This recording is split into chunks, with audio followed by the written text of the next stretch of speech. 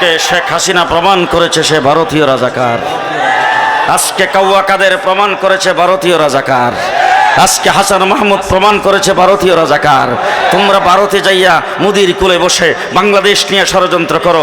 বিচারপতিদেরকে দিয়ে কু করতে চেয়েছ, নস্যাৎ করে দিয়েছি। আনসারকে দিয়ে কু করতে চেয়েছ, নস্যাৎ করে ফেলেছি। অফিস আদালতে কু করতে চেয়েছ। বাংলাদেশের সংখ্যালঘুদের উপরে নির্যাতন হচ্ছে, সেই ধোঁয়া তুলে বাংলাদেশে অরাজক পরিস্থিতি সৃষ্টি করতে চেয়েছ। আমরা মাদ্রাসার আলেম উলামায়ে কেরাম সংখ্যালঘুদের মন্দির পাহারা দিয়েছি।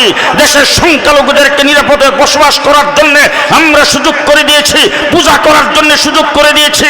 আজকেও ষড়যন্ত্র তিলে তিলে করতেছ। জেনে রাখো, বাংলাদেশ নিয়ে কোন ষড়যন্ত্র করতে আসলে এদেশের জনগণ পিটায়া তক্তা বানিয়ে দেবে।